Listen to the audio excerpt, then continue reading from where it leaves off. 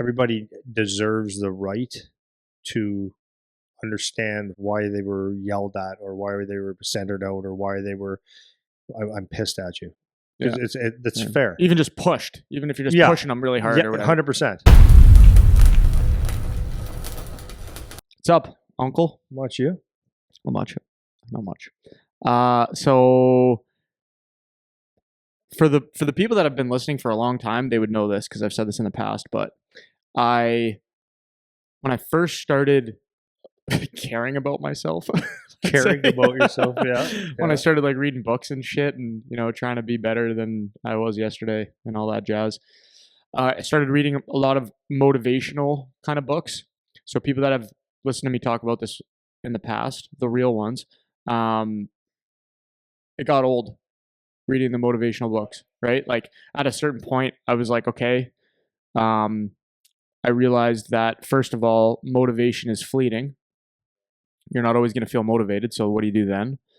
And then second, I was like, I want practical applications, right? I want, what is my next step? What is the thing I'm supposed to do? So once you're fired up, it's like, okay, that's great, but I need to do something now. I need action. So I needed more knowledge to be able to take more action. So I really got away from reading motivational books, and I haven't really been reading them for the last at least 6 years, I would say. So I would read more things that I'm interested to learn about. So I've been on a kick the last little bit, on like a finance kick of just learning about money stuff, which is cool. But in the meantime, my Christine started utilizing the library At the house. No, like the public library. Oh wow, she's old school. Yeah. So I struggle with this because I prefer to own the books because I like having like having the collection. Yeah, same. I like having the collection. But the books aren't getting any cheaper here. So I'm thinking, it was her idea. She's smarter than I am. But she was just like, yeah, like, why am I going to pay $35 to $40 for a hardcover book when, like, at the library they have all of them? We could just rent it out, read it, bring it back. And she's like, I don't care about owning the book. And I'm like, okay, that's fair enough. So I'm waiting for a book that I want. I'm going to try renting it out from the library, which it's free to do. So in the meantime, because the book that I want is on hold because somebody else has it, there's the pain in the ass about it, right? But I went back to what I would consider to be a motivational book in the meantime, and it's called Do Hard Things by Steve Magnus is the guy's name. And, you know, nothing groundbreaking here, but I don't, it's fine. You know, it's fine. But it did inspire me to put together the topic for today because basically the book is about toughness. It's about toughness. What does toughness mean? What does it mean to be tough? All that stuff. And so I want to talk about that stuff a little bit because I think it's relevant to everybody, and particularly for when we're coaching and stuff like that. It's a good lessons to learn and talk about. So it inspired me for the topic today. I just started the book, so I can't pass any judgment on whether I think it's good or bad, but it's like whatever so far. Nothing like that's really sticking out to me about it. But the topic nonetheless I like. And I wanted to focus mostly on the application of how to coach toughness and what it after we figure out like what it means and the purpose of it. Because I still think when I observe people teaching, coaching, talking about toughness, there's a lot of, it's a hard thing. First of all, it's a hard thing to define in my opinion, but then it's hard to really grasp how do you coach it into somebody in practice, or can you even coach it into somebody in practice? So those are the things I've been kind of thinking about just over the last week or two while I've been reading this, or I just started to read this other book. So I want to kind of get into that today. That's going to be what I want to talk about. So, but before we do that, I wanted to talk about you, because this will end up leading us into the topic, because you're going to coach again next year. And so you're coaching our U16 boys team, which is really cool because you haven't been in a head coach situation for what would you say? By choice. You haven't been in that situation since like what, 2017? I would say. No, yeah, before. Yeah, about that. Yeah, about that. Right? 17, 16. Right. So it's almost been 10 years that you've been in that head coaching position, though you've been coaching this obviously without stopping this whole time. So first, I just wanted you to talk a little bit about that, just in general, getting back into coaching. And you can take that however you want, talk about it however you like. And then eventually it's going to lead us into this stuff too, because we'll talk a little bit about like your coaching style, your philosophy and stuff like that. And then I'll lead it into kind of the toughness conversation. So I'm starting with what again? Just talk about your thoughts about getting back into coaching, why you want to, why you like it, what your thoughts are about getting back into the okay. So I would say the reason that I stopped coaching was, first of all, I had a business. I had to run my business. That was number one. That's why I stopped coaching, right? I had my business, and that took priority. So that was number one. Number two, the reason I stopped coaching is I get enough in my business, like satisfaction coaching or training the players. And when you're coaching, here's the deal, right? You're caught between a rock and a hard place or a dog and a fire hydrant, right? Because you can't win. If you play to win, that means what you should play to win. I don't mean it that way, but when you play solely to win, and you're like in youth hockey when you're benching kids that are 13 years old, it's like not ideal. It's not. Like when a kid plays, let's just say $5,000, which would be cheap. Let's say you pay $5,000 to play on the team.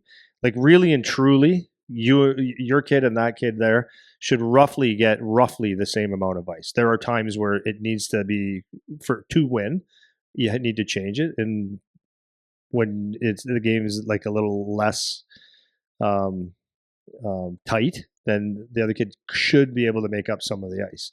But some parents will never get that. It's all about winning. Okay, so that's that. Then you got the other side of it should only be developing. And then again, there we go. What is development? Like if I ask a parent that question, they don't really understand the answer.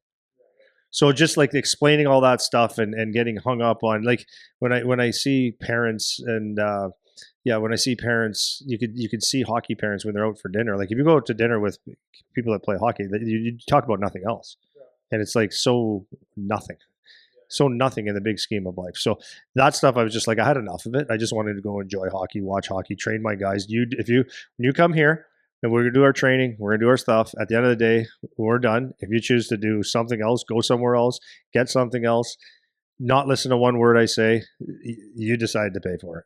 Right. So like, I just got to that point. So now the part that you miss out when you're just doing the development, like even when, like with me at the BioSteel Academy right now, the part that you miss out on is the day-to-day little things that you can really help. It could be right on the bench. And if you're not with your team all the time, like it's easy for me, right, to go in. That's why if you ever see, I'll shy away from getting too involved with the teams right now, because if I'm with your team and I'm like for the 2 days I'm on with them during the week and you have them for the other 7 or 5, there's nine days in a week in my world. No, if you got them for the other 5, well, for me to go in there and I don't know exactly everything you said. I don't know the heartbeat of everything that you've said, so I can add value, but I can't. Measured, yeah. It has to be measured, or else now, because what do I have to lose then? Right? I could be pissing all over you, right? So that's the part where if you're not coaching, you miss out on. So like so that's the part that I do miss, is like taking a team, building a culture, showing people like for example, okay, so this will be my philosophy then. Okay, so I'd like to keep in one straight line here. We're not known for that. Really understanding the kids, knowing the kids, and solving problems with them, taking the highs and lows, and implementing, whatever systems need to be implemented, or if you want to call it motivation, or just the dynamics. That's going to be really cool. So why am I back into it? Part of it was necessity, right? Because our academy, we want to have good people. Hard to find good people, right? So like that's a nice test too, because it's like a mom and a dad. When you tell your kid to be motivated, try hard, this, that, the other thing, if they don't see you doing that, then they go, So now as a coach, if they see me coming in not prepared, they go, well, you're not prepared. So keeps me sharp, keeps me good, keeps me current. all those things, and truly, just like it'll never change. Now I get a chance to actually truly affect someone's life again at in a bigger in a bigger way than just doing that. So am I excited about it? Yeah, I'm excited about it. I'm very excited about it because these kids have a lot to learn, and they'll be surprised how much they have to learn, and they'll also be surprised how simple it can be. And just teaching the mindset and everything that goes with it, I'm very excited about. Yeah. So, well, I'm excited about it. yeah, and then as far as the philosophy goes, it's going to be very interesting, right? So when I've a couple of people that have reached out about coming to our academy, and these are a lot of people from out of town, but I would say this. Well, I do say this to the people in town. Is this is surprising because like this might make me the worst salesperson in the world because it really is a sale, right? We're really interested in coming to your BioSteel Academy, and I say, okay, I feel really weird talking about you, and I tell them I'm going to be this is the worst sales pitch you're ever going to hear in your life. I'm just being honest with you, but that's where my everything comes from. It comes from an honest place. I don't want people to come here and say, "Well, that's not what you said." So I say, first, number one, I feel really awkward and weird doing this because your kids are 14 and 15 years old right now. And do you have to move away from home? I totally don't think you do. But if you do, then I mean, that's okay. So it's almost like we're talking about both sides of our ass, right? Right? Because at one point, if you listen to our podcast all the time, it's like, why would you need to move away from home? Be good at where you are. I believe in that. So that's number one. Number two, what I say is like, I have zero interest, zero in having a super team. So if you're looking for a team that we're trying to build a team that we stomp everyone's on everybody every week and that's what we want to do. No, that's not what I'm building. I'm trying to build a team that has a good team, with good character, good people, good parents. So we had one that reached out the other day, and it was you and I both said not our ideal parent, and I really don't know them, but the verbiage around it was it'll be a pain in your ass, and the kid's attitude kind of shows. See ya, real good player. No thanks. So that would be like for some people it's like yeah, but that's a good player. But I also know what's going to happen. It's going to be the squeeze. The juice won't be worth the squeeze. So what I am trying to do, or what we are doing, is we're putting together a very good team. All of our players are going to be players that play the right way. So that's my philosophy is when I'm teaching this, is not to win today, even though we're going to try to win every game because that's important. But when we win, and this is what the other part of the sales pitch is I want the wins to be wins, not we're just better than those guys, because that's not a real win. I want them to play so I want to be able to play whatever the top 10 teams are in Ontario or North, whatever teams, whatever they are, you know the names of them. I want those games to be okay. We're in one, like we always will be, and we're going to show up. And that game, we can win. We have a really good chance of winning because we do this, this, and this, and have the confidence to do it, and to walk away and say, okay, we battled that one, and that's how you become a better player. I also don't want to go into games where we're playing lesser teams and we change our character because it's just too easy. I want that same type of effort and honesty in the game day in and day out, so that when our kids get looked at by scouts, they might not be on the big name team, although this is actually turning into that, but we'll always try to have those core principles of value and what we call it, integrity, or just the honesty of the game, good character. That's what I always want, because when someone looks at our kids, I don't want them to ever say about one of my kids that they like the kid, but look at the body language on him and like overexcited about what he did, me, or body language like negative in any way. I want to teach that. I want them to look and say that organization is a very well run organization. It's what we want as a hockey player. So yes, we might, I want to see that, the kids that go to the net and do things hard, like your book said. I want them to do it hard. I want them to win hard. I want them to value winning. I want them to value tight games. And even if we lose, it's like we value it because we no one's perfect, but we can look and say, we did the right things most of the time. We worked really hard. So to me, what that does is teaches your players how to be a hockey player, not for their draft year. It teaches them the habits and the character and everything that you want in a hockey player to the best of our ability and together to help them if they when they step onto a junior um, team, camp, system, whatever, they get it. You don't have to question whether this kid's going to play a 200-foot game. You're never going to question if this kid's going to embarrass your team. You're never going to question whether this kid can pay attention when you're talking. You know what I mean? That's what I want. So and then when they walk into a system, they grow, and then from there, over the next few years, that the scouts and the teams are valuing what we do. But I want that to be like, hey, Eric, Andy, whoever, what's this kid like? This is what I see, and they don't have to question whether we're just talking as coaches promoting a kid, or they know what they're getting. Does that make sense? Yeah. Yeah. Well said. Yeah. Yeah. Well said. Yeah. And it's a true belief. So because I truly believe that when you do it that way and you learn that it's hard and that you're a team player and all these things that go with it, you have a better chance of winning anyways, especially when it's tough. So yeah, hell yeah, dude.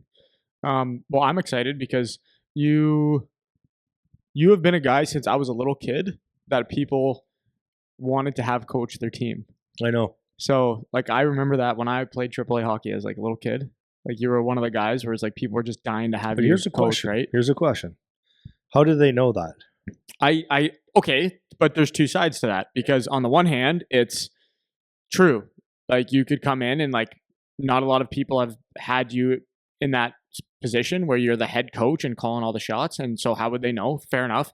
But at the same time, it's you operate in a certain way that has gained you a certain reputation that people are like, it doesn't even matter. I know it's going to be good. Yeah, right? Fair. So like that's kudos to you. Yeah, you know? The only reason I said that is because like a lot of people think or will say, "Oh, this guy's coaching. This is awesome. This guy's going to be a great coach," and then it turns out like he doesn't know shit from Shinola, or it's way too overboard, or 100%. whatever. So that's what I mean by that. Yeah, is that? And I know that too. I've had that experience. Like when I was playing in AAA, like there was a couple names of coaches that people thought they were excited about, and now that I'm out of it and I can reflect back on who these people were and what they were about, and they weren't good coaches, man. Right? So, but that is one thing that I'm looking forward to seeing is you getting back in the fight, so to speak. Yeah. And seeing it's going to be fun. Yeah. So so with that, I'm going to keep centering like the discussion is going to be with a lot of your framing and philosophy as a coach, but I wanted to talk about the toughness thing. So getting back a little bit to that,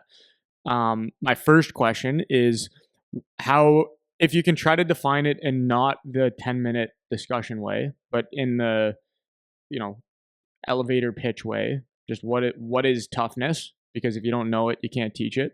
Like, so how do you define it for yourself? Yeah. So encompassing everything, not just if you think toughness is being physically tough, that's one aspect of it, but there's obviously mental, physical, emotional, all the different toughness that go with it. But for me, like when I think about that, I would say like toughness is the willingness. This is out of Webster's. The willingness to accept being uncomfortable or being abrasive. The willingness to maybe not even accept it, to not ignore it, to keep going through, if that makes sense, to go through things that are uncomfortable. If that's like if I could put that in a nutshell, that's how I feel it is. So, for example, if it's a physical thing, right? It's like because you got hit hard once, what does that do? Does it stop you in your tracks and say, I don't want to do that again? Or is it like, okay, that's the way it's going to be. I got to give it back. Like it's just an attitude and an acceptance that things are uncomfortable. Mm-hmm. I like that. I tried to put mine into words before we started. This is what I came up with. Toughness is having the skills to survive all challenging moments. was the way that I thought of putting it together. It's like you, like as an individual, having whatever skill set is required to get through the uncomfortable thing and still be able to, maybe not, and it's not always necessarily that you're going to come out the other side and be better either. It's just you have the ability to kind of handle it. That's more or less the way that I would define it. And like, so one of the problems that I have with, like I said, I'm reading this book, and one of the problems that I have with it is a lot of people, like if you're getting into this conversation, they'll say toughness isn't, yelling, fighting, you know, like being reckless or intimidating people or like any of that stuff. And they'll be like, no, that's not toughness. Toughness is something else, something different, which I get the point, but like sometimes it is some of that stuff too though. Right. So I don't like the completely dismissing what people would say is like the old school way of thinking about it. I think there's a lot of value that is still there.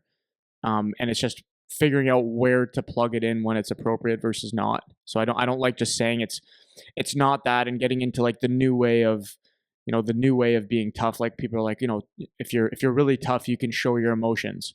If you're really tough, you can, and it's like the opposite of the old school stuff. And like I just don't like that either. I think there's a balance. Like there's sometimes it can be some of the old school and sometimes it could be some of the new school way of thinking about it. I want to talk more so about how to coach it. Like how do you, because with a lot of kids come from different situations. They have different parents, they have different backgrounds, they have different this, that. They have a different baseline skill set. And like first thing is trying to diagnose the type of toughness that somebody might be missing, you know? And so like there's one example in my head of like a kid that I had coached, and it was one of these things where just like they are always hurt, right? Like something, Physically? yeah, like they're always hurt. And so for that kid, I'm trying to figure out, or I was trying to figure out, like, how do I get this kid to be tougher in this sense? Like, you can take a hit, man. Like, you know what I mean? Like, you can take a little bit more than you think, right? And for other kids, it might be, yeah, maybe they have a really hard time controlling their temper and they're constantly taking stupid penalties or something like that. And it's trying to reel in that and get them to develop that level of like self-control. That's a different kind of toughness, And so from my perspective, what I'd be kind of interested to hear your thoughts on is what is the approach to trying to teach it and getting kids to understand what it means to be tough. So like as a coach, putting you in that perspective, because that's something that you would value as a coach, is making sure your team's tough. Like you want to have a tough, right? Better be. So what is the strategy for you if you're looking at your team and you're like, okay, I want to make sure I have a tough team. Like how do you go about teaching and coaching that within the group that you have? Yeah, so it's a loaded question. Who knows what the answer is? I can only give my feedback. Like if I go back years, it's funny. It's funny because sometimes you need to see tough. Really, really and truly, you need to see tough. That this guy can do this, and he kept going. Wow, okay, maybe my Bobo isn't as bad, right? Right? Because some people don't know. Some people are raised, right, where they stub their toe and their mom, gives them a hug, or the dad gives them a hug. Are you okay? And they overcompensate. Like you stubbed your toe, or you took a whatever, right? You took a stick, you got a bump on your wrist from a stick. Okay. And at the same time, some parents are the same way with, something didn't go well with maybe emotionally with their kids, like something happened at school and they're hurt a little bit, and they overcompensate for it. They make it like such a big deal. Right. So it's like, I think a lot of it starts there, even though we're not talking about that. But I think that's the first step is like they have to recognize what tough is, and that. So one of the examples I have was years ago when I was first in my business. Some people asked if do you know how to teach hitting. I said, well, yeah. Like, what do you mean? I guess it's a good example. Now I'm thinking about it, it goes even further. Well, hitting clinic. Like, can you do hitting clinics? Because our team's not tougher. My son needs to know how to hit. So there's the first indicator. Like, my son doesn't know how to take a hit. Well, I never played hockey. I'm not the only one, by the way. That when I started playing hockey, we didn't have face masks. I cut my nose. I got bumps and bruises playing hockey as a 4-year-old. Broke my collarbone as a 4-year-old, right? And there was body checking. So we didn't have time to think about being safe. Do you know what I mean? So it wasn't put in our head. I think I'm going to go on a tangent here. So could you do a hitting clinic? Yeah, I'll do a hitting clinic for you. Okay, so I would do some. You know what happened? The kids that were aggressive and wanted to get hit and do the like embrace the physical side, the ones that had it did it, and the ones that didn't.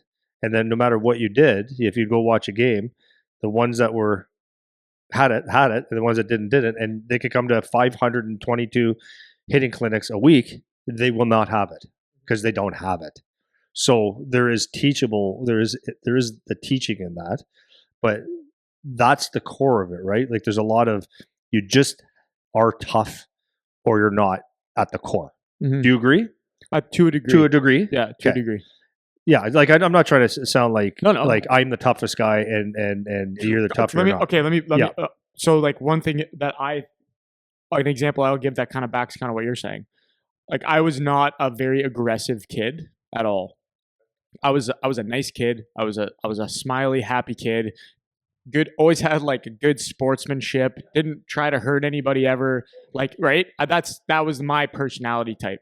So I wouldn't, when I reflect back on when I was young, like I wouldn't say like, wow, that's a tough kid in the sense of me like being aggressive and wanting to hit and wanting to do all this stuff. I didn't shy away from it necessarily, but I wasn't the kid that was like going out looking to hammer guys. I had one kid on my team that I remember. You remember the kid too, and he grew up in a rougher part of town, we'll say, and this kid just wanted to fight all the time. Right? He was just a scrappy kid, wanted to hit, wanted to fight. And this was a kid that when we played in games, he just had this ability. I've talked about this before. Just he had this ability to time how to rock guys. And like, I never had that. Like till the day I stopped playing, I didn't see it. Like it wasn't something that was in my set of tools where I could just see the timing of like, oh, this guy's coming and I'm going to crack him one here. I never had that. A couple times maybe it happened. I got lucky. Like I was in the right place at the right time and landed like a big shot. But everybody knows like a couple of those guys that maybe you've played with or you've seen play where it's like every 2 games or something, they just have a huge hit open ice where they just have that timing. And so I think that points a little bit to what you're talking about where it's like some have it, some don't have it. Like I wasn't a kid that had it. But what I did do, and this would be maybe where I'm not even saying we disagree necessarily, but just like where it's more teachable, is I remember I started to get like kind of pissed off that people would always say that I was like a nice kid.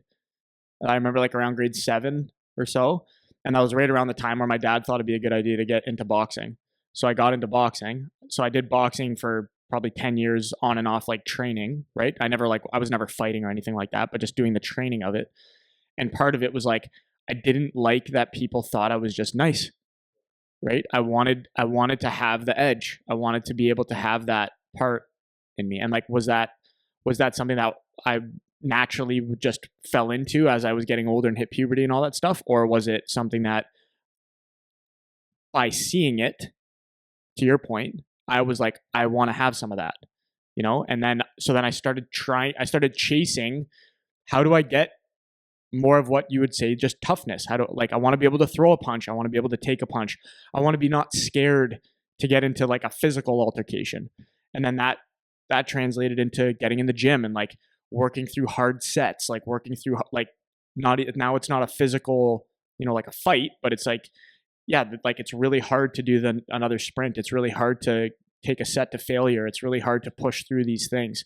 And that was my way of trying to, I wasn't thinking this at the time necessarily, but trying to teach myself elements of toughness that maybe I didn't think I had. So I think that kind of lines up with more what you're saying. Am I on the right track there? 100%. Yeah. That's like, so that's exactly it. So like the next step, like I'm just take that hitting clinic, for example, or whatever. It's like, okay, so we have people that engage into the physicality and they either like it or maybe it's their only skill set, whatever, but it's different, right? There's not everybody has that.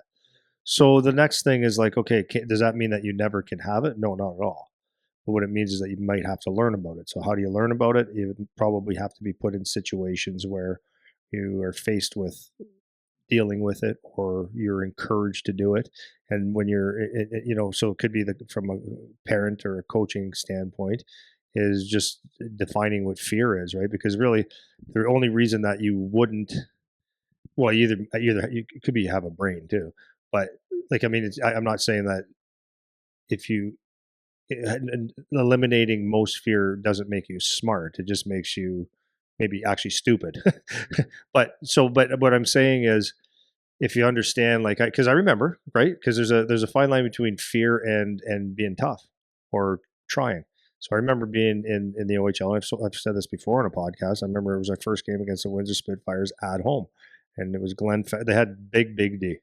So I was a 16-year-old smaller guy, and I remember coming down my off wing on the wall, and it was like in slow motion. You know, the slow motion life goes, and I'm like, okay, you got a decision here, big boy.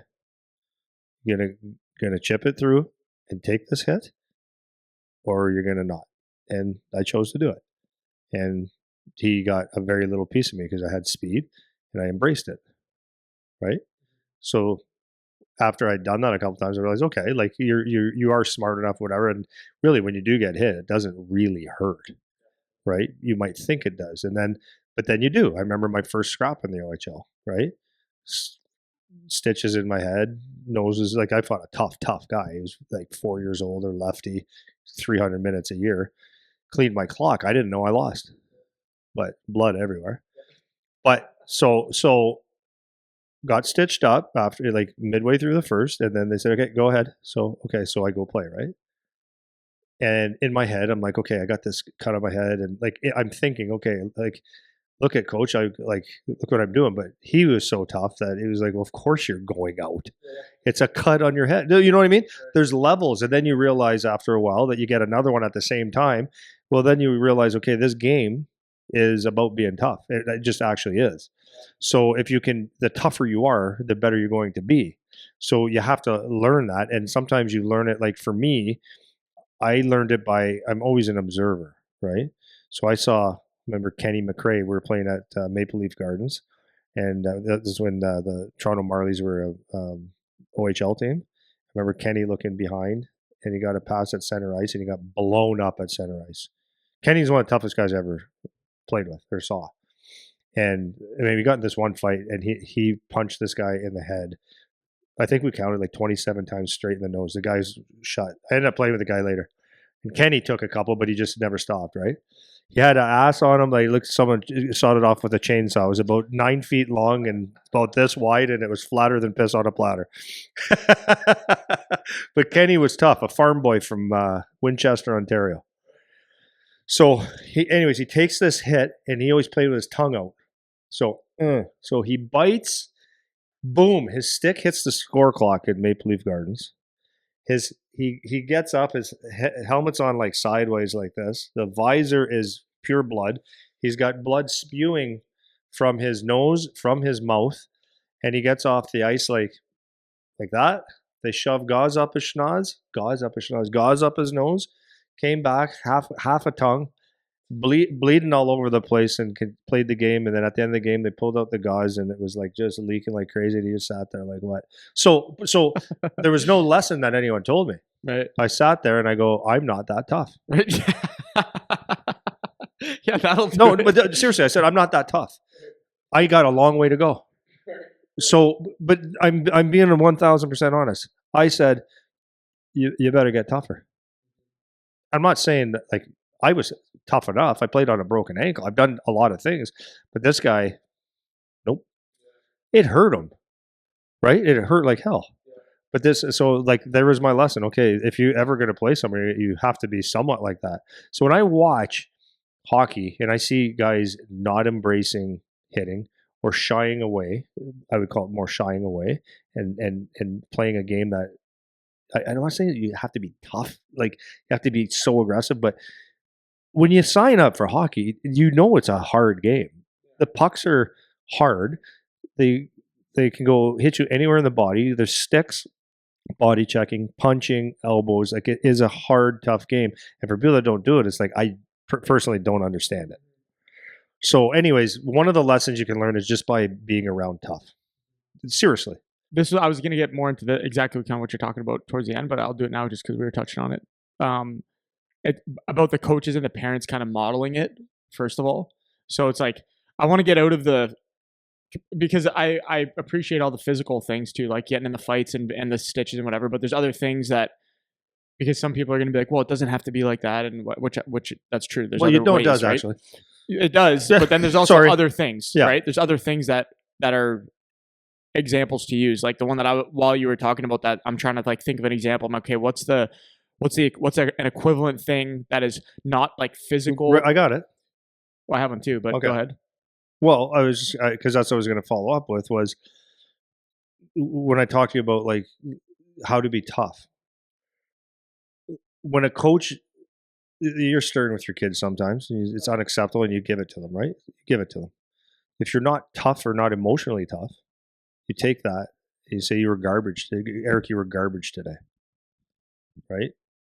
And if you say it with a tone, and if you need to do this better or whatever, if you're not mentally tough or emotionally tough, you're going to take that and it's going to bother you. Like, coach thinks that was garbage, and it sits with you. So one way to teach that is like, if really teach it, is say like, the tone is not the message. Listen to the message. You were not very good today. So it's like, that's not saying that you're garbage for life. It's not saying anything else. He's basically saying, I need you to be better. You need to be better for you. It's not if you're emotionally weak, you take that to heart. And emotionally weak, take that for whatever you want, but it is what it is. If everything the coach says to you hurts your feelings, or if someone criticizes you, read something in the paper or online about you that wasn't perfect, if it bothers you, then you're not emotionally tough. You have to figure that out. Mm-hmm. Yeah, so exactly. My mind was going to the two things. One was kind of putting yourself in situations where it's like forced uncomfortability.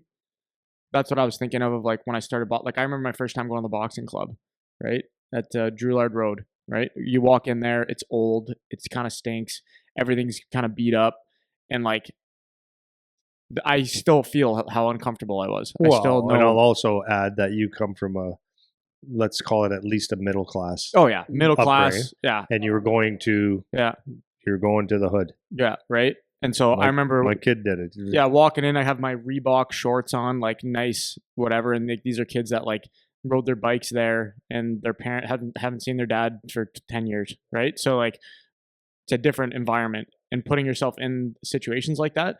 But one that's even more recent for me, which it doesn't have to be that serious. There's moments everywhere where you can force yourself into these uncomfortable situations. The one thing for me is like I'm a big time introvert, like big time. That doesn't mean I'm shy. I'm not shy at all, but I prefer to just keep to myself. And I feel big resistance, or it makes me very uncomfortable having to be the one to initiate conversation or call first or be the one that starts the conversation. That's been always a source of uncomfortability for me, because it doesn't come to me naturally, and I have to work at it. Even though anybody that has met me or talked to me before, you would never say I'm awkward or socially awkward or shy or whatever. People might even describe me as being extroverted because I'm quite chatty, if you guys can't tell. So, but that part of it has been a challenge. And so just forcing myself to have to do that stuff, like that's been something that's helped develop a different part of my toughness as an individual. It's like, this is something that I'm uncomfortable doing, that I don't really want to do, and I'm just going to do it anyways though, and forcing myself to do that anyways. Those are some examples. But as the coaches and as the parents, whatever toughness means in your life or wherever you can have it, it's showing it, right? And maybe it is like being a parent that takes care of themselves by going to the gym. Maybe it's you don't lose your shit on the refs or scream like an idiot from the crowd every game. Maybe there's moments in your life where you can show toughness that doesn't have to be taking a punch in the face. Maybe it's at your job, you don't panic under pressure, right? Maybe you're in a business where it's like you feel a lot of stress, but you're not somebody that crumbles when there's a lot of things going on that you have to balance at the same time. And there's like different moments where you can kind of show that. And that goes to your kind of first step for the kids of like being able to see examples of like some toughness.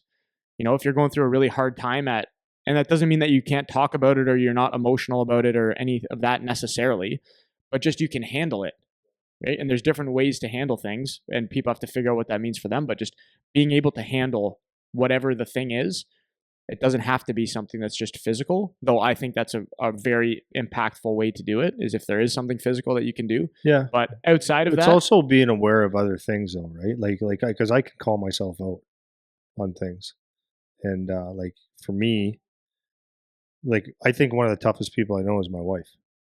Physically, I don't know if she feels pain, but I also see her emotionally really tough. And I could see her like at work, she grinds and she grinds and she grinds, but she doesn't get when tough things come, she doesn't run away. Right. That's another thing, right? Like you can see even in your work, right? Like you grind, man. I think you learned that a little bit in. Is that a learned thing what do you call it in engineering? You have to grind. Yeah, you have to learn how to do that. It's not even like you don't have a choice. It's right. Like if you don't do it, you lose. Right. Like, so like you have to be tough, right? You have to be tough. You have to, and tough means you're probably spending a lot more time at that computer doing shit, figuring out stuff that you don't want to really figure out. It's a pretzel, your mind pretzel, right? And I see it like you can grind. You're tough that way. You just okay. The job needs to get done. Like that's a toughness. It's not like okay, but I'd rather do this. Like it's a discipline. It's a toughness. Like it's tough. And yeah, you see it, right? Yeah, and I think the thing for me that is I guess the line that I kind of draw is putting yourself in uncomfortable situations or where there's going to be discomfort with a point though, like have a purpose to what you're doing, right? And this was one thing that I did take from that book that they were talking about. I forget what coach it was. It was I don't remember if it was. I think it was a college football team or something like that. I think he was talking about Texas A&M, and whoever the coach was, I forget the guy's name. Where when he came in, and he had this training camp when he came in, where he basically just like took the team out to the desert and kicked the shit out of them and like of the 100 people there, 70 of them quit or something. So the team 2 years later went on and won like a national championship or whatever it was. And the guy was saying like, okay, yeah, so he did this thing known as like this crazy camp. The amount of players that went to that camp that were on the national championship team was like 8, right? So it's like, okay, was like everyone talks about this camp as like a turning point of the team, but the players that won the championship weren't on that team. They didn't go to that camp, you know?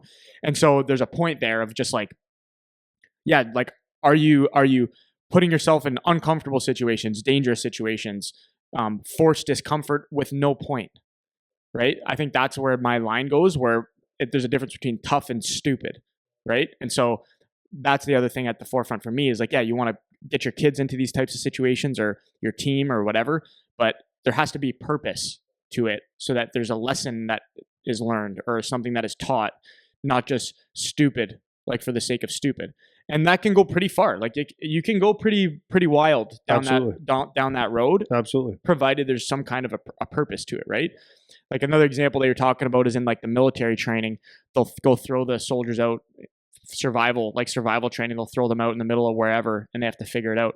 It's like, well, yeah, they taught them first. Yeah, they there's taught some them basic skills, yeah, first, and then they said, now go figure it out. They didn't just throw them out there with no skills, right? So that's the only line that I would draw in terms of like the discomfort situation or uncomfortability is like make sure you have a point to it. So a couple things like just in terms of the design of it. So like from the coaching side, focusing a little bit more on that. These are just a couple things that came to mind for me in terms of actually trying to design the teaching part of the toughness. So you can throw your thoughts in on these things. I'll just say the list of them first. If as a hockey coach, having some controlled adversity in practice. So like create like what I told you today, we were doing this one thing where we did a whole bunch of compete games at one area of the ice. So the ice was super shitty on purpose. So it's like I kind of had to because of how the practice was today. But so that's also true. Accidentally on purpose. Yeah. But I was also like, okay, that's actually kind of good. So now it's going to be shitty ice for everybody.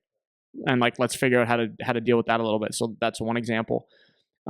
Compete drills with consequences, obviously, like having some kind of a skate or something associated with it or whatever. Accountability when you guys are doing, well, I guess in anything really, accountability for actions, behaviors, if you're doing game film, whatever it is, like having some actual accountability on the players. this is one I would want to hear you talk about a little bit more too, is giving actual honest feedback. Doing any kind of conditioning while they're already tired. So like doing, a lot of times I'll do games where it's like you go offense, defense, out.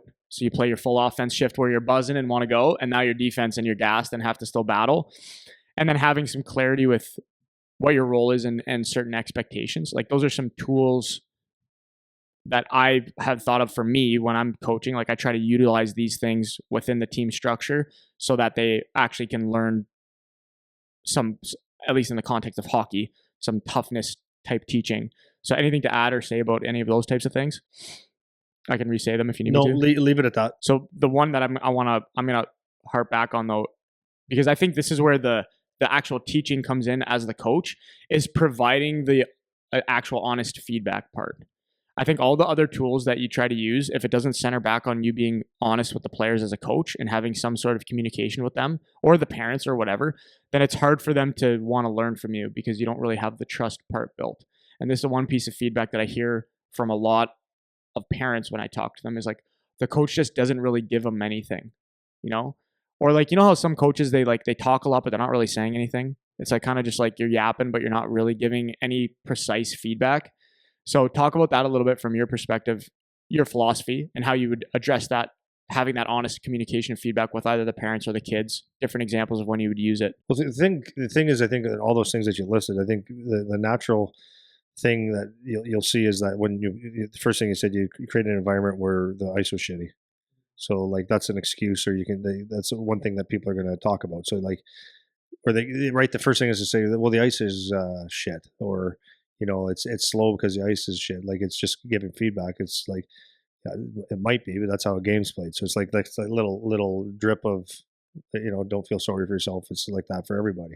Next thing could be a guy hit him too hard in that instance, or you swing back. Like, so do I address the guy swinging back? No, not really. But if I see someone like back down or because they got a little chopped by one of the guys in a practice or something like that, if I see them milking it, I either don't address it at all, because addressing it is almost like, are you okay? Like you're fine.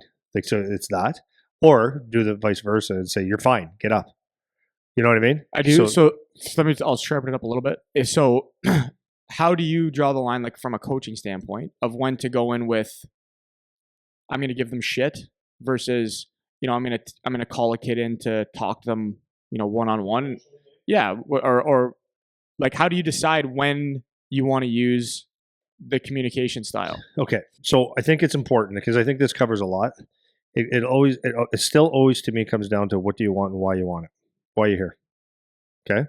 So if you're here if you're playing and you're just here to have fun, I'm going to have a hard time teaching you how to be like motivating you or finding reasons why you should be tougher.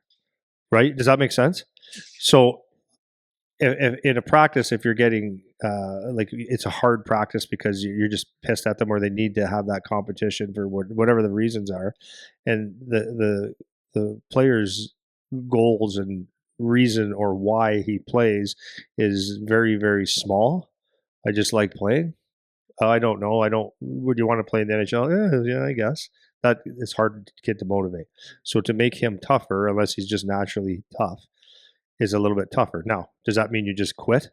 No, but you have to take why he's here and make something out of it. So it could be, scaling it down to the kid that doesn't have a big why, or a big why I want to play hockey, or a big want, to, finding what is important to him, right? Is it being a teammate? Is it being,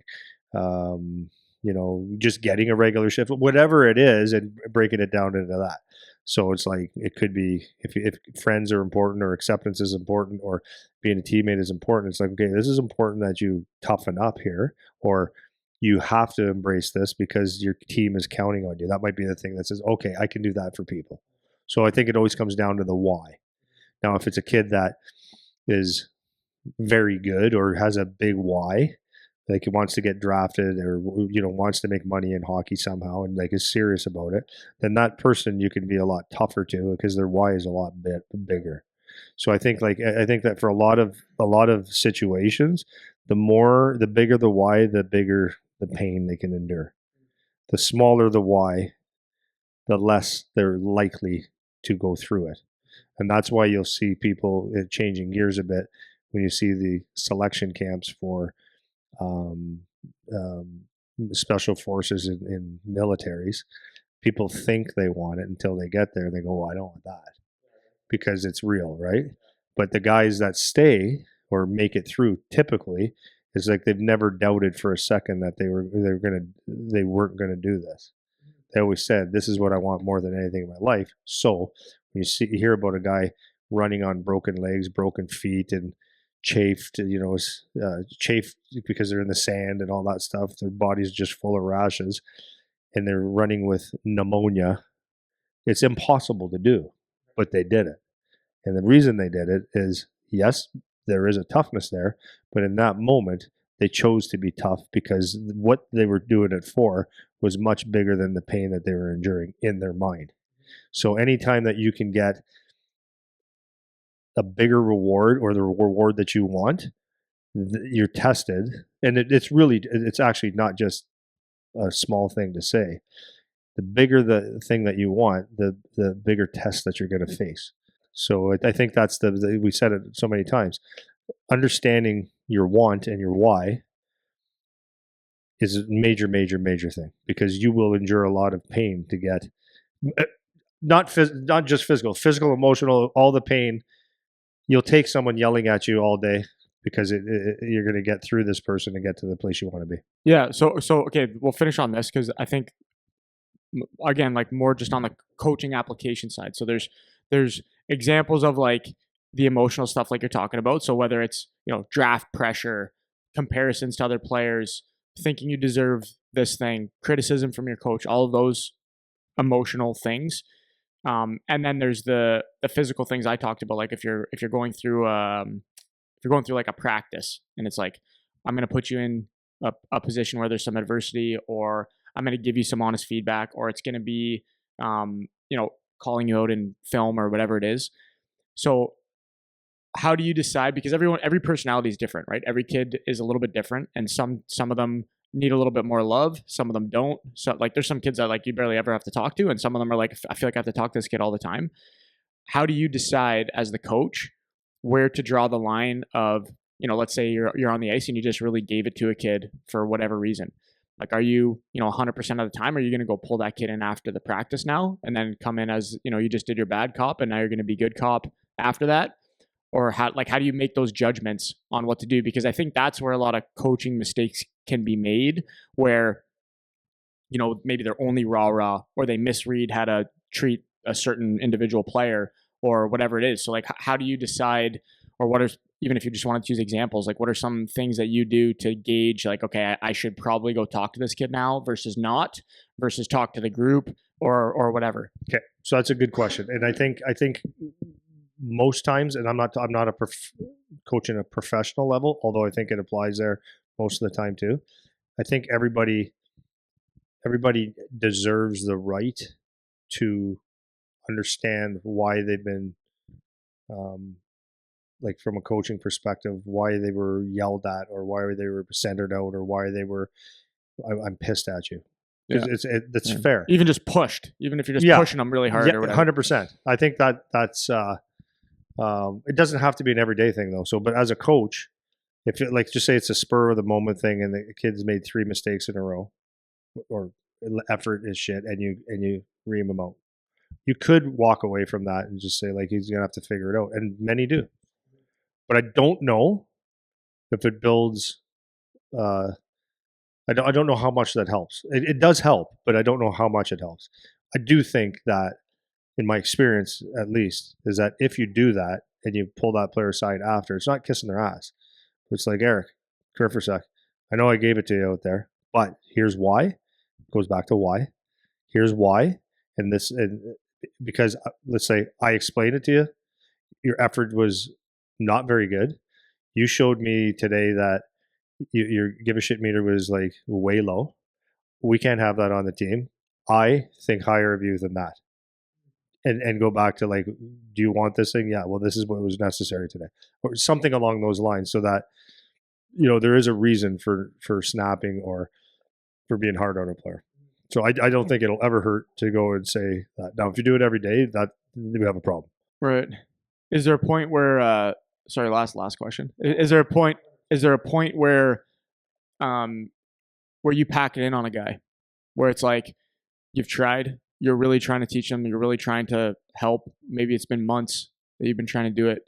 At a certain point, do you just say, okay, they're not responding, and either stop correcting or stop communicating or stop trying to do the extra? Because I know, for just because I know you, and for me it's like I try to do the extra, I try to do more, I try to, and like some kids it just isn't, it's not clicking or it's not registering. So it's like, do you ever draw the line where it's like, okay, this, even whether it's a toughness thing or not, it's just like sometimes they get less. Yeah. Do you draw the line ever where you're just like, okay, like I'm going to modify my approach now because this kid doesn't seem to be responding? Or what are your thoughts on that?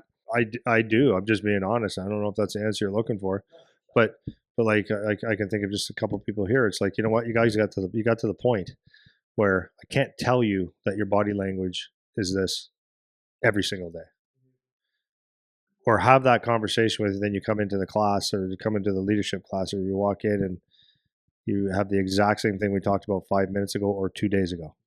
You can apologize, you can do all this stuff, and you can say, I'll be better, coach, but your actions speak so loud, can't hear what you're saying.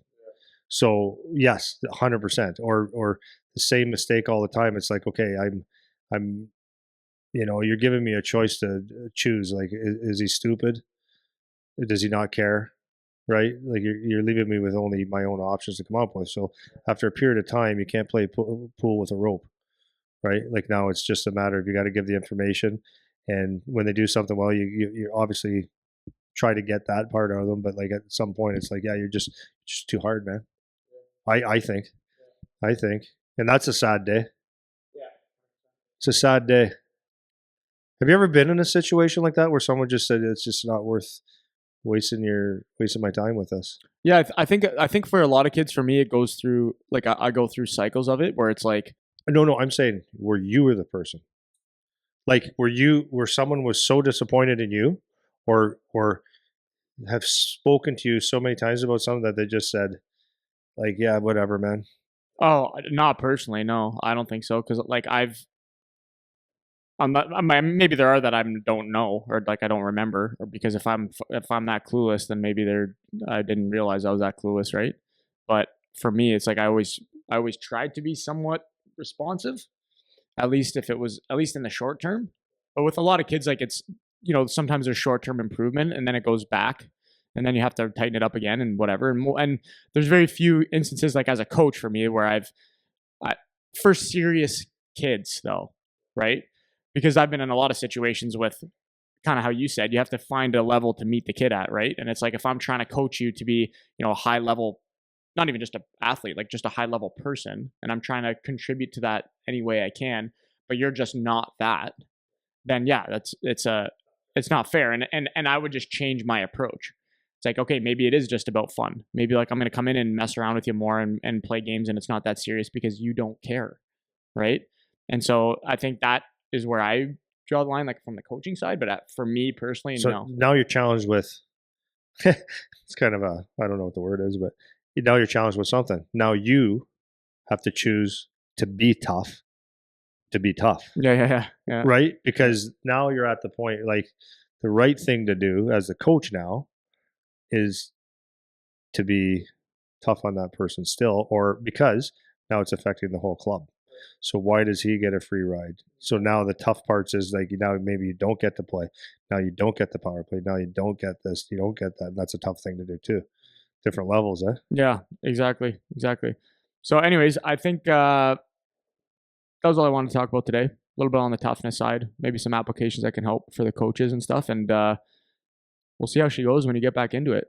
I'm actually looking forward to, as you start coaching, having like the live experience of like, something happens on the weekend or something, like whatever that you have to talk about, and now getting you right back in the thick of it. I think that'll be fun. But okay, cool. I'll leave you there. See you next week.